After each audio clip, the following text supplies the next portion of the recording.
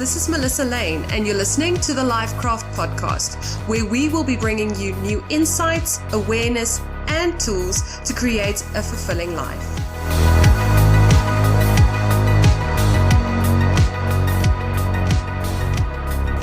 On this episode of the LifeKraft Podcast, we have the Millionaire 22 himself, Albert van Wyk. Albert is an entrepreneur, keynote speaker, author, and businessman from South Africa who inspires people on a daily basis to believe in their ability to create a financially independent life. In this episode, he talks about a defining moment in his childhood that set him on the path to becoming a millionaire at 22, the poverty mindset, and why it's important to be aware of your beliefs around money, skills every entrepreneur should acquire, dealing with failure in business, and why he's empowering South Africa's youth. Are you ready to be inspired? Tag at the LifeKraft and at Albert van Wyk official and share a screenshot on your stories with us of your biggest takeaway from this episode.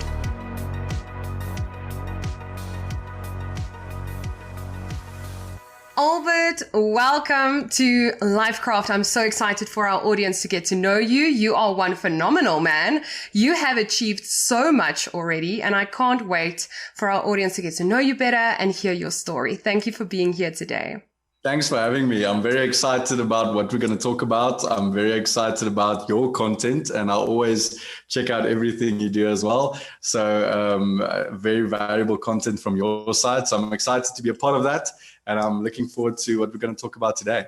Thank you so much. Yes, today we're not just going to dig into all of your accomplishments, but we're actually going to learn a bit more about you. So I can see you look nervous. For those of you listening, he looks nervous when I said that. But I know like businessmen and entrepreneurs don't like talking about themselves. But I think one of our guests used to say, success leaves clues. And that's what I want you to provide for our audience today. Through your successes, you're going to leave clues for them to know where to go, what's the next step, and perhaps how to start. So I'd love to start with your life growing up, your upbringing. Where did you grow up? How was your childhood? Tell us a bit more about that. So I grew up, and I still stay in the Moed of Pretoria. I grew up in a normal, maybe below middle class household. My parents were not wealthy. We didn't have my business or property investments. My parents weren't business owners or entrepreneurs. We didn't have the family trust or whatever. And I can still remember going to school, and I tell these stories in my books as well, where I tell the story about me getting to school and not being able to buy or afford the toys that the kids around me have. So at a very early age, I can say maybe 10 years old, I wanted a bike for my birthday, and this kind of embodies the story of me growing up. This story about my bike, and I always tell this because that is kind of the basis of where I started.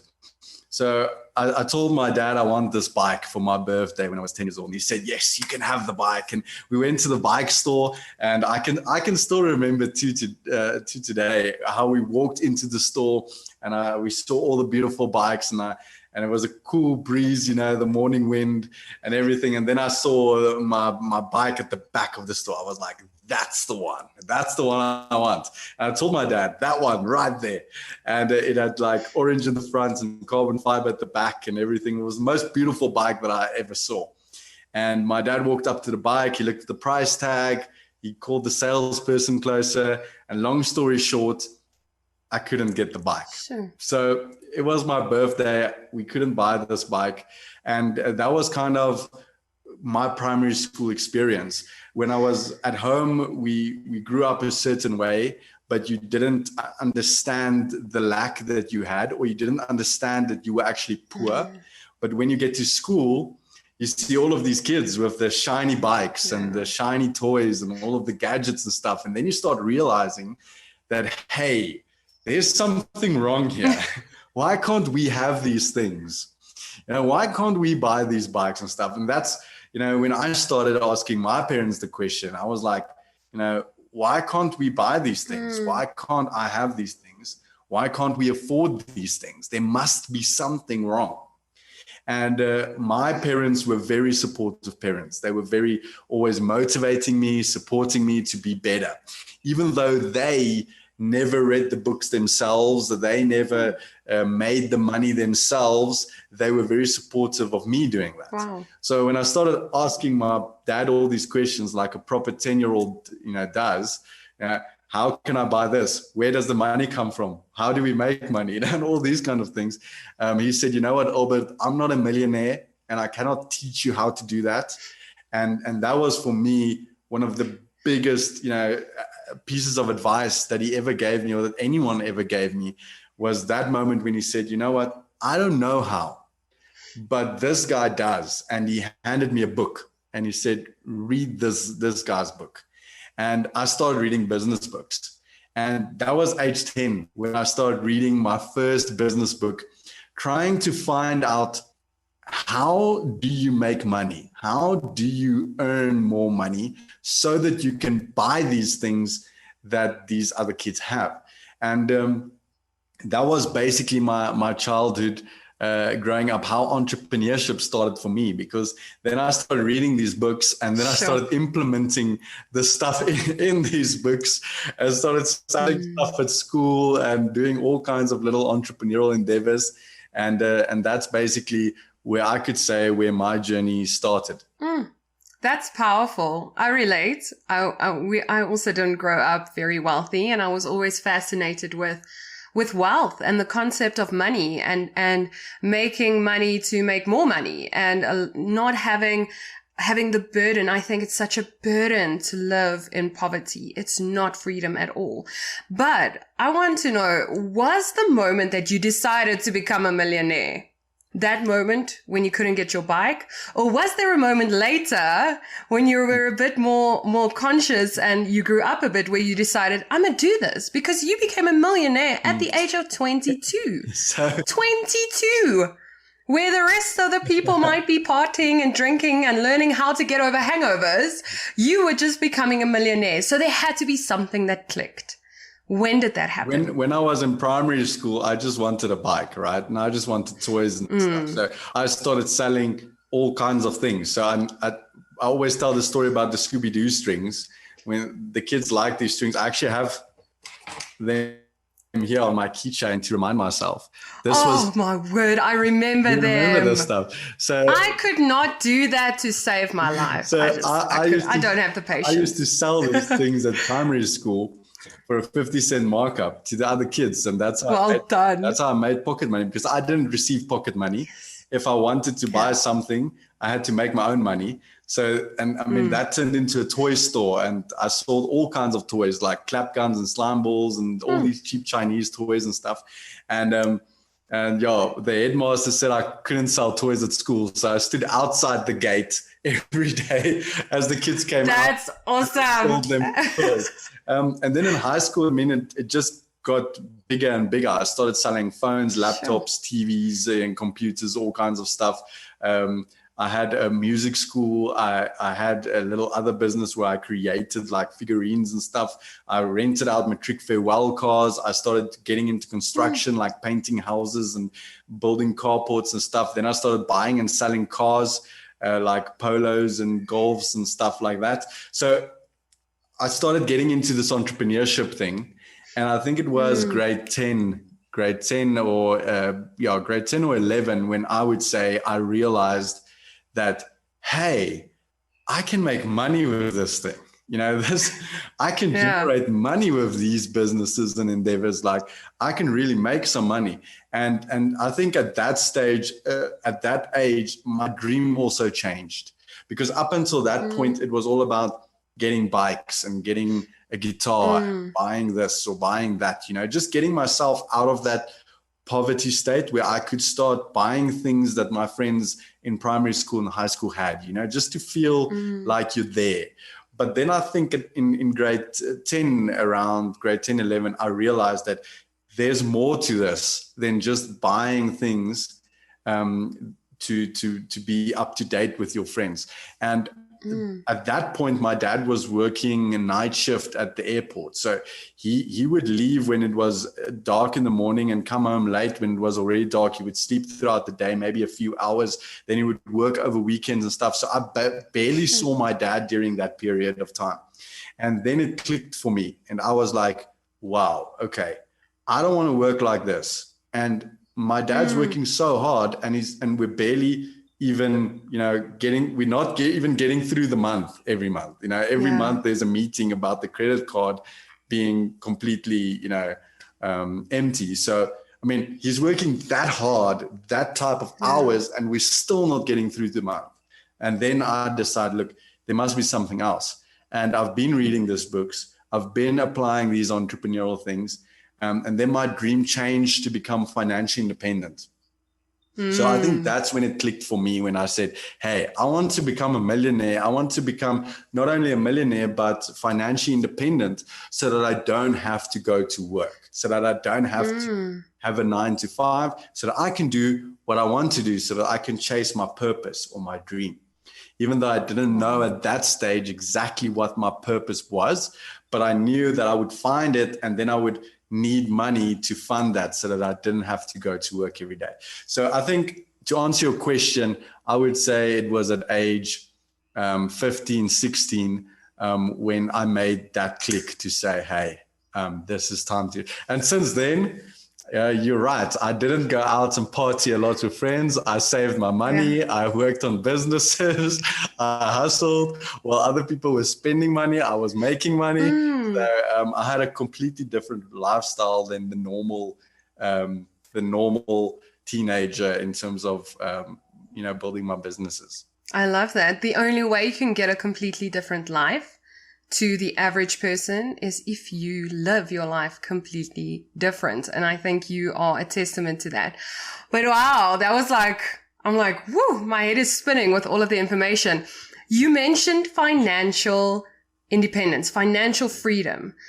I didn't realize I also had a little moment. I can still remember the moment in our flat when I realized my mom was working so hard. She was working 2 or 3 jobs, and we were still struggling. And she was the person who always told me that hard work will get me where I want to be. And I looked at her and I said, no, that is fundamentally untrue, because look at you. I don't know anyone who works harder than you. You're suffering. Your body is suffering. Your mind is suffering.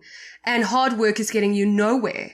I still don't have the backpacks. I still don't have the things that my other friends have, And that's where I started becoming a lot more conscious of what it means to actually have financial freedom, what it means to be, to understand money, to understand how money works, to understand the whole business world. And I'd love for you to dig into that. What is financial independence? What is financial freedom? And how do you start navigating your life? Because there are sacrifices you have to make to get there. But once you get there, it's a really great place to be. I don't believe that it's an end destination. I believe that financial independence is going to grow just like you grow, because you're going to need more stuff as you go along. You can be financially independent when you're a teenager because you only need a few things a month. But then when you have a wife and kids, you're going to need more money. Are you still financially independent then? Do you still have enough money to fund that? So maybe just to backtrack, how I define financial independence is not being dependent on anyone else for your finances. So a good picture, a practical picture. I watched National Geographic's one day, and they had this scene in Africa where there were these very poor, skinny people standing in a queue, and there was no water. It's a desert, and the sun is scorching, and all of these people are standing there, but you can see they're malnutrition. They don't have food, they don't have water, and they're standing there in a queue with their hands like this, with their little buckets and stuff. And then there's this water truck, some kind of charity group put together a mission, and then they come with this water truck once a day. And this truck is a big tank, and then they fill everyone's buckets with water.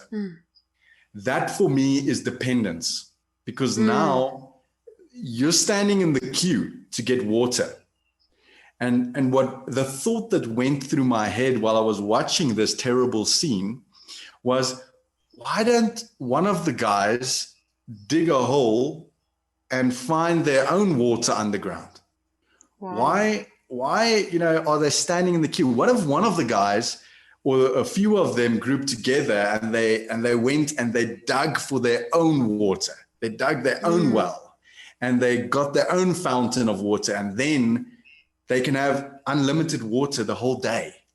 And that for me is independence, being able to create your own water, your own stream of income. And I think society today is exactly like that National Geographic picture. People are standing at the end of the month. They're standing in the queue, waiting to get their salary, getting their little piece of the water truck, of the salary truck. Yeah. And then they go back and start the beginning of the month again. And at the end of the month, they're there again, having their hands out, waiting for their salary. And that for me is not financial independence. Financial independence for me is being able to generate your own money, not having to stand out and wait for someone to give you money, because what if the water truck doesn't come? Yeah. What if it breaks a wheel or gets a flat tire, or the charity group goes out of business? What then? And we've seen this year. Exactly. Now with COVID, we've seen. What if your salary is not paid? What then? And a lot of people got a wake-up call when their salaries weren't paid, or when they were salaries were halved or whatever, and they realized that, hey, maybe it's time to become financially independent. So financial independence for me is having money machines, having processes, having businesses, having skills, having assets, having side hustles, or whatever it is that generates income for you, so that you don't have to stand in a queue. And that brings me to my definition of success. My definition of success is being able to fund your dream. So when you're financially independent, you're generating this money, and now you don't have to go and do a day job from 9 to 5. So you can actually work on your purpose and your dream 24/7. And that's the goal. That's success for me, is when you can work on your purpose and your passion and your dream 24/7, because you have things in place that generate the money to fund that dream, and you don't have to hold your hands out for anyone for money, because you're independent from anyone else. So that's a long answer, and I always give long answers, but that's no, but you answered it well. No, you answered it well. Financial independence and success for me. Yeah, it makes so much sense. I love that. I'm learning so much. In regards, you mentioned the books that you read a lot. Do you have a couple of books that you can just mention? And then after you've mentioned the books, I'd love for you to say what skills you acquired, especially at the younger age, that led you onto this path. Because it does unfold, as you say. But what were some of the fundamental books that you read in the beginning? And what were some of the skills that you had to acquire to start on this path to becoming a millionaire? So in the beginning, I read a lot of books on leadership. So I read a lot of books from John C. Maxwell and Stephen Covey and those type of guys in terms of leadership skills. So that was the first thing. If you want to be a business owner, if you want to, leadership, it plays a big role in that. If you want to work with people, if you want to sell stuff to people, if you want to, promote your idea or your business, you need leadership skills. And the lucky thing about leadership is you also become a good leader of yourself. So if you develop those leadership skills, it gives you discipline. It gives you goal-orientated view. It gives you that can-do spirit, whereas other kids or teenagers that's not leaders of themselves crash on the couch, or they don't have direction. Whereas if you learn those leadership skills, that really helps. So I would say those authors, 7 Steps of Highly Effective People from Stephen Covey. So those ones in terms of getting your leadership on. And then I started getting into more people skills. So I read Think and Grow Rich. I read How to Win Friends and Influence People. And those I read The Cell. Those things really help you in terms of people skills. So I will say that's the second thing. The leadership skills, then people skills. You need to know how to work with people. And that's not something you're born with. You need to develop that emotional, intelligence to work with people, because business is people. Yeah. You can say you're doing business with another business, but there's always a person behind the brand that you're actually doing business with. We're all just doing business with people. So people skills. And then I went into like finance skills. So then I started reading the Robert Kiyosaki books, Rich Dad, Poor Dad, the financial IQ stuff. And then I went into like Richest Man in Babylon, Georges Clason. And then I started reading Rules of Wealth by Richard Templar and all those type of books that went more into like money and finances, just to educate myself on that. So then I started learning those skills about investing, about calculating return on investment, how to work with your money, how to save, and those type of things. So that's kind of the process that I went through. Started with leadership, then people skills, and then money skills.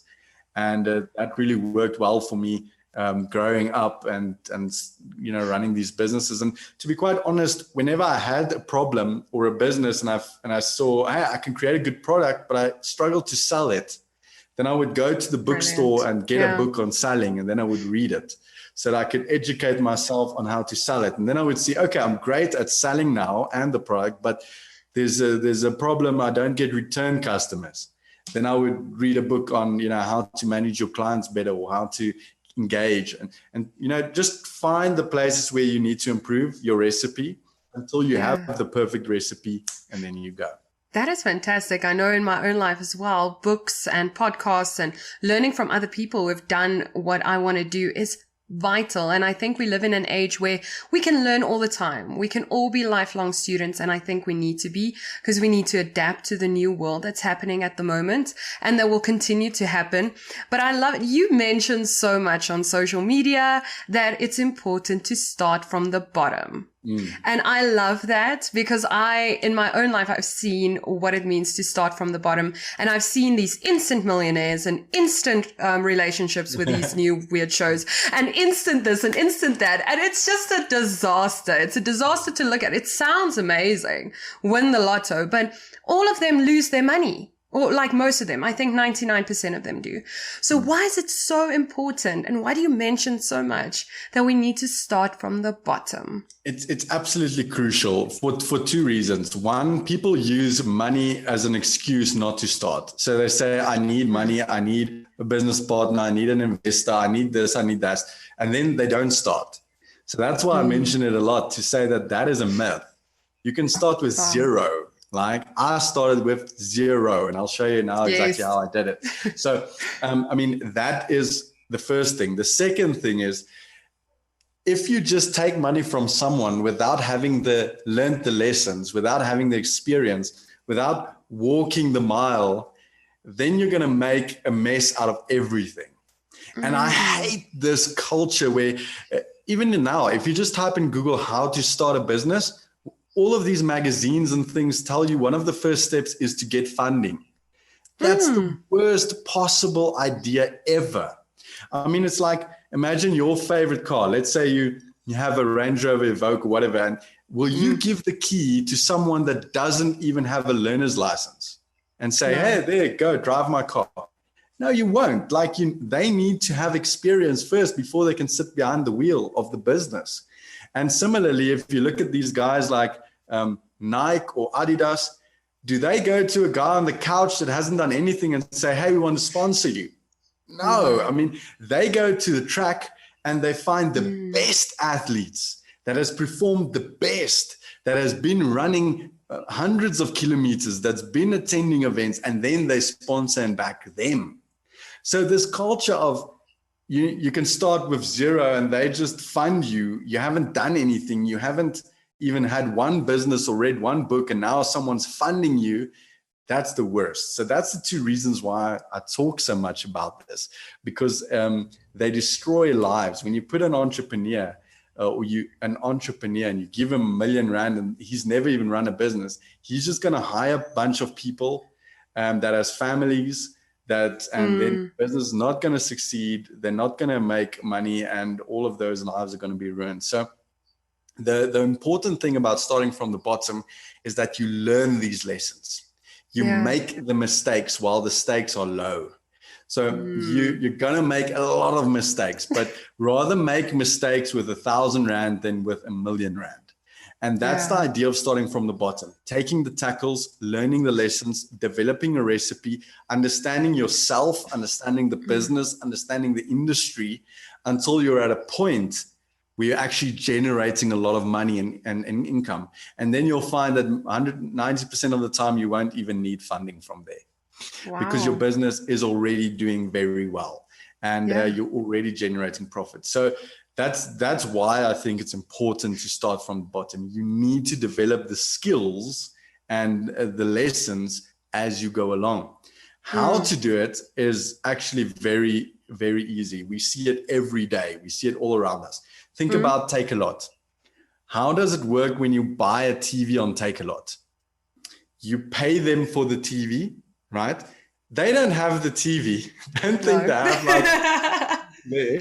You pay them for the TV, then they acquire the TV with your money, and they put a markup on it, and then they deliver it to you. So the trick is getting the sale first. Then you can start with zero. If you can get the sale first and you have the money in your pocket, you can start with zero. You don't need funding. You can start from the bottom. You don't need anyone to give you any money. And I did that. That's how I started my construction company. I literally went to a guy and said, hey, I can paint your wall. It looks bad. Let me paint your wall. 5,000 Rand. He said, perfect. I said, I want a 2,500 Rand deposit, 50% deposit up front. I got that money, and I used that money to buy paint brushes, sandpaper, everything I needed. And then I did the job. So I started with zero, and then I made my money on that job, kept on investing that into the next project. Eventually, I started painting complete houses, renovating complete houses, and then I started buying my own houses to renovate. So you can start with zero. So don't use it as an excuse, and start from the bottom. It's important that you learn those lessons and develop those skills. You don't want to make mistakes with money that you owe someone else, right? Sure. That just puts you in a bad position. It does. And the pressure is terrible, and you've got so much more to lose. But I like not using money as an excuse. You mentioned failure. Now, I know, especially in the business world and being an entrepreneur, anything from relationships to businesses to whatever you're starting or creating, the first time you fail can make or break you. Like the 10th time you failed can make or break you. And so many people drop their whole dream and their entire purpose because they meet failure. Having been a millionaire at 22 and being where you are today, you must have failed quite a bunch of times. Please give us some advice about how to navigate failure and how to not stop when you face it. So for me, the biggest root problem is mindset, right? And everyone talks about this, but I have such a personal experience with it because I was born in a house where my parents were employees. None of my ancestors before me were entrepreneurs. None of my ancestors before me were millionaires. And, then you get raised in an environment where the mindset is a poverty mindset. It's a afraid, a fearful mindset, afraid of failure, afraid of taking risks, afraid of, failing and stuff like that. It's a mindset that's on the defense. And that's how a lot of us are raised. You're raised with this defensive mindset. Save your money. Don't invest your money. Save your money. Try and save a Rand or 2 Rand here. Not thinking about investing a Rand or 2. Don't take risks. Keep your money in the bank, instead of how can I, view opportunities and go out and do something. Focus on what you can save every month instead of focusing on what you can make every month. Sure. So you'll see that, successful people always have an offensive approach. They focus on what they can make, opportunities, taking action. Whereas defensive mindset people, and that's how I was raised, is always focused on where can I save a Rand or 2? How can I budget? How can I not take action? How can I protect versus how can I invest? So that's just as a background in terms of the conversation around failure. I think mindset plays the biggest role. So that's the first barrier to overcome. you need to change the narrative, like you said, around your thinking and how you were taught. And the only way doing that is by reading, listening to podcasts, consuming content. So when you consume a lot of positive content, then your mind starts switching. And then failure becomes just a point of view, right? Failure is just the way you look at it. I mean, for me, there's no such thing as failure. It's just another iteration of the recipe. Think about baking a cake. You bake a cake, it comes out the wrong way. Yes, you might be frustrated because now you have to do it all over again and you have to mix it up again and it's another 2 hours in the oven or whatever. But it's just a cake that flopped. I mean, it's not the end of the world. And you know that if you change the recipe, you're going to get a different result. Absolutely. And that's all it is. Whenever I fail, it just means that my recipe was wrong. And it's not me. It's just my recipe. Successful people have just figured out the correct recipe. It's not you that's a failure. It's just your recipe that's wrong. And if you change your recipe, you'll get a different result. And that's all it is. So I think approaching failure is about how you look at it. You shouldn't take it personally. It's just an iteration of your recipe. And maybe you were born with the wrong recipe book, right? And you just need to read more books and listen to podcasts and stuff to find out what the correct recipe is. Sure. And then when you have that, you're not going to fail. But I mean, experience also plays a role in that recipe book. The reason why Tanta Kuba's milk tart is so perfect is because she tried it over 1,000 times over the last 50 years. So experience plays a big role. And a lot of people say, so tell me about the time that you failed. And then I tell them this, that, failure for me is just an iteration of a recipe. I don't even think every day I fail and win.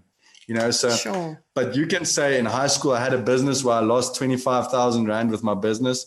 In university, with my car sales and stuff, I lost 180,000 Rand on a deal. Sure. Just in 2019, I lost over $1 million on a property deal. And now people would say, oh, wow, that's a lot of money. That's a failure. If you lost 25,000 Rand as a grade 9 student, people might say, wow, that's a failure. Or if you lost 180,000 Rand as a second year university student, they'll say, wow, that's failure. Or even losing $1 million Rand. I mean, but it isn't. It's not that big of a deal, because when you're at that age with that type of business, 25,000 Rand is a lot, or it feels like a lot. But when you grow, you'll see that was just an iteration. It was just a step, and losing that amount of money doesn't make the dent. Because you learned the lesson, and that is the important thing. You figured out what recipe does not work. Now you can change that recipe, and then you can make even more money going forward. So the biggest thing is not to stop trying recipes. The biggest thing is to just say, let's just try another recipe. Yeah. And obviously, if you can read some books and watch some YouTube videos and listen to some podcasts like this one, it can help you to get the recipe better. I mean, if you want to have the best recipe, then go ask the best cook, right? Yes. And then you already start at a better place. Absolutely. That's very powerful. And it's so important to just not stop. That's what I realized. Just don't stop. The most successful people are the ones that just kept going when everyone else stopped. And it's amazing. It's not the end of the world. It's literally that recipe analogy is so good. Tim Ferriss has this view that, or this method that he does is he imagines the worst case scenario, right? So let's say if this goes wrong, let's say today there's a hurricane in South Africa and all of my properties is demolished. Let's say my business goes down because somehow we lose everything. I don't know even how that's possible, but let's say it happens and I lose everything. The question is, will I be able to survive? And then I'm like, yes, I can do that. I have this skill. I can do this. I can go paint walls again if I need to. that will generate an income for me. I can do this, I can do that. And once you take that, like take in half an hour and just sit with yourself and imagine the worst possible scenario, and then identify things that you would be able to do to survive that. And I mean, if that is the case, if you can survive the worst case scenario, then what is this little failure really matter? I mean, then obviously you're going to be okay. So I think that's also a technique that you can use just to minimize that fear of failure. Yeah. I love that. And I think that's why it's so important to start from the bottom, because you've got that confidence of the skills. You can always retrace your steps. But if you never had that foundation, if you never had to learn, if you didn't go through that process, if you lose everything by chance or whatever, if a failure happens, you can't with confidence say, I'll be fine. I'll be able to get there again. I am a millionaire, not I got R1,000,000. I am. And it's such a fundamental thing. It's so great. So you've written 2 books. The first one is How to Become a Millionaire at 22, which is fantastic. I think everyone should read that. There it is. And your next one is ready for pre-order. I don't know when this is going to come out. Maybe people can have the hard copy in their hands by this time, and I hope they do. It's How to Buy Your Happiness. That is a controversial title, because everyone always says you cannot buy happiness. So, Albert, what were you thinking there? I'm very excited about this next book. So, first of all, the first book did very well. It went bestseller end of last year. So I was very excited about that. And that one was basically about the fundamentals of entrepreneurship and finance, just to get you there. And it tells the story of me where I started up until the point where I made my first million. So I think it's very practical in terms of this is exactly how I did it up to the first million. Normally, when you read books about entrepreneurs, they're already billionaires or multimillionaires, and sometimes it's hard to relate. So, but even before I wrote that book, I had this topic in mind of buying happiness, and I wanted to write about that concept already at that stage. But I kept it on the side burner, and I'm super excited about the book. It's still up for pre-order. We are releasing most probably I just need to get feedback from the printers, but most probably end of October, beginning November, we'll be able to distribute the hard copies. And it's a very personal book. I tell a lot of personal stories, very emotional stories that I put into the book. So for me, it's a very special book. But basically, it's about finding out what happiness really means, what is happiness, and what is happiness for you as a person, because it differs from person to person. And then finding out how can you acquire that happiness? Like, what do you need to do to get that happiness? And then finding out that all of those things will eventually cost money. Sure. So how can you get the money to acquire those things that can give you happiness? And then I go through all of the basics of entrepreneurship, finance, growing your wealth, and trying to educate or help you to gather the money so that you can acquire the things that makes you happy, so that you can have sustainable happiness. And it's basically just, from my experience, what I've learned from, being raised in a family, in a poverty state, up until what I'm able to do now with my life, with the finances that I've acquired. I just relate that story back and say, hey, I figured this out. I figured out that it was a lie. Sure. People has been telling our family for generations that you can't buy happiness. And that's kept my family restricted and unhappy and poor, and now I figured out that that was actually a lie. The secret is that you can buy happiness. And now the whole world is open in front of you. Because I think a lot of people sit there and say, oh, I'm unhappy, but it's not my fault. It's the government, or it's the economy, or it's my family, or it's my friends. That's why I'm unhappy. And then they just sit there being unhappy. And now when you say, no, look, you can buy happiness. Now they need to take responsibility upon themselves, because now it's possible for them to create their own happiness. So they need to get up from the couch and they need to acquire that happiness for themselves. So I think it also takes a bit of the excuse away in terms of that you can't buy happiness, and it puts some responsibility back on ourselves to say that, look, I can build a life that will make me happy. Sure. It is possible for me. That's powerful. So I'm very excited about the book. I'm excited about the book, especially after you explained in a bit more detail. And I think our the beliefs that we have around money influence us in a very deep way. And you mentioned that earlier on, growing up in a poverty type of mindset in a culture that kind of talks badly about rich people, says you can't buy money can't buy happiness, and money doesn't grow on trees, and people who have a lot of money must have stolen it somewhere or got it in some corrupt way, because it's so unnatural for people to believe in abundance, for people to believe that this is actually natural. This is the natural part. Poverty is not. Yes, and all of the things you said is what I heard on a daily basis at home. You shouldn't want to be wealthy. Yes. You should only. And the worst one is, I don't want to focus on money. I just want to focus on a happy family. But I heard that one so much, and then you're like, okay, what does a happy family cost? Right?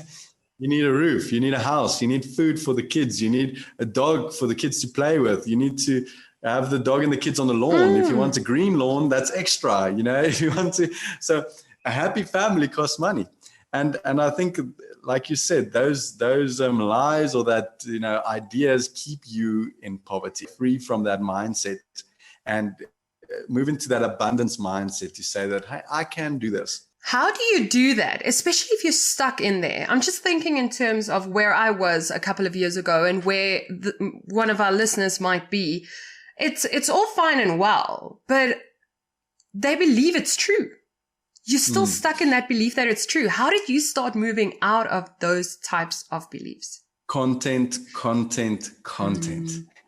Whenever I do a big talk in front of, hundreds of entrepreneurs, I ask them, how many business books have you read? Sure. And then when I start with one, they say, everyone's hands up. Yeah, I've read a business book. And I go to 5, 10, 20, 30. How about 100? Have you read 100 business books? And when I get to about 30, 40, it gets real quiet. And that's in a hall full of entrepreneurs. Now, that's what they do. That's their passion. That's who they are. And they're not even reading the business books. So in terms of mindset change, I believe the only way that you can change your mindset and thinking is by accumulating content or knowledge or thinking patterns from someone else that's already in that mindset state. And I found that books are the best way to do it, because I can do a 1-hour consultation with you and teach you what I know.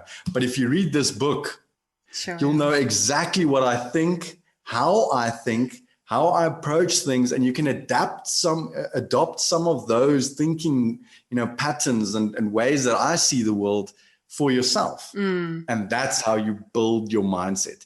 So through all the years of reading all of these books, I've constructed a mindset of my own and beliefs and thinking of my own, based on what I've accumulated over the years. And I truly believe that money is the roots of all evil, like everyone says, but it's not an excess of money. It's a lack of money. Sure. A lack of money is definitely a root of evil, because it restricts you, and people think that a lack of money is okay. No. It's not okay. There's so many people with amazing dreams, amazing purpose, amazing things that they can do in this world if they didn't have money to restrict them. Yes. And I mean, today, like over the last 2 years, we've seen over 18,000 students. We've visited over 180 schools across South Africa, empowering the youth with financial education. I would not have been able to do that if I had a lack of, money. Yeah. If I was restricted by money and I had to go do a day job or something. So I think being able to live your purpose, being able to make a change in the world, being able to live your dream, you're going to need money to enable you to do that. So I think that's the way you should think. And that's what the book is about, enabling people to do exactly that, to buy themselves into living their purpose 24/7. That sounds fantastic. I can't wait to get my hands on that book. It's going to be so great.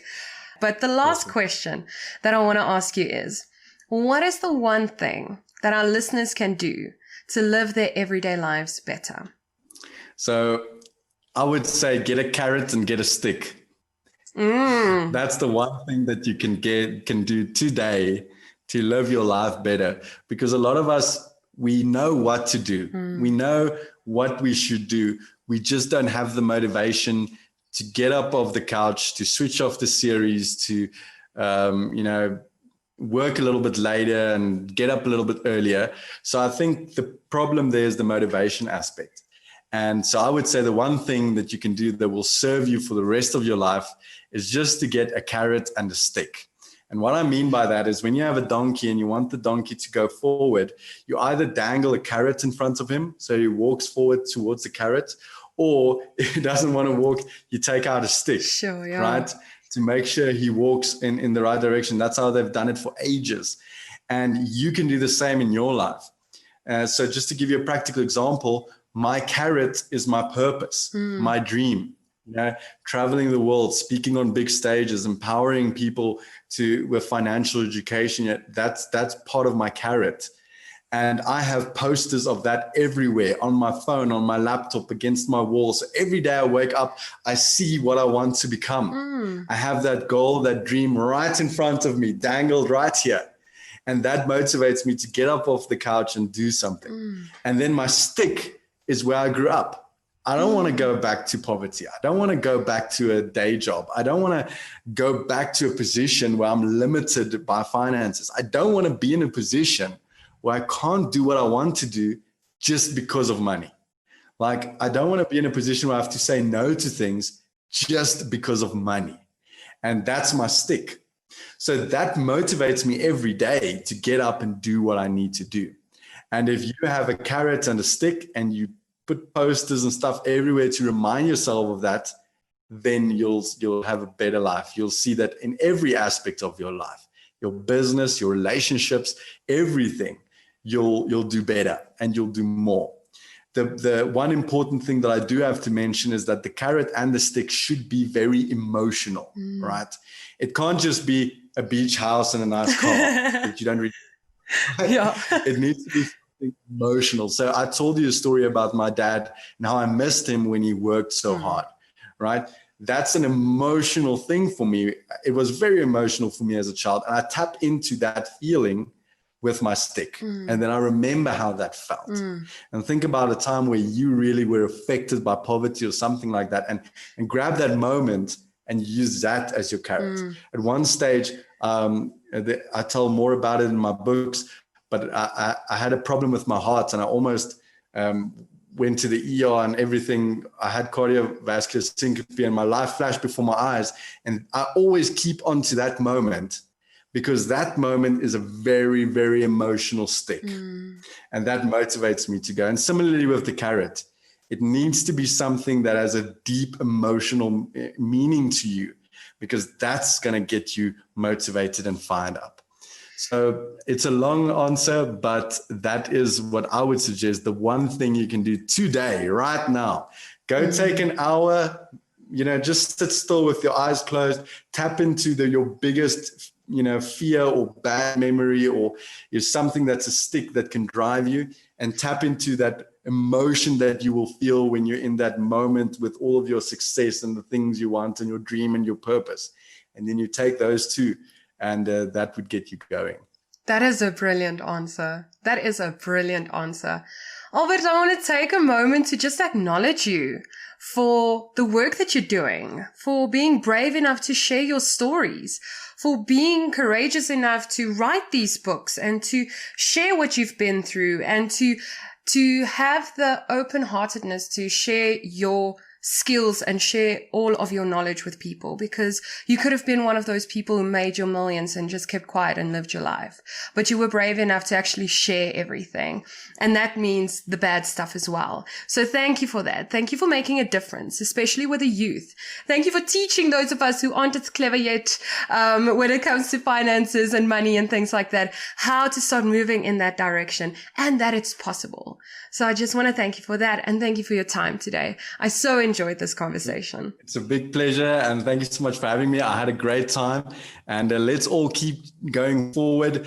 Don't let failure get you down. Don't let all of the things that you hear on the news and everywhere get you down. Remember, it's still up to you.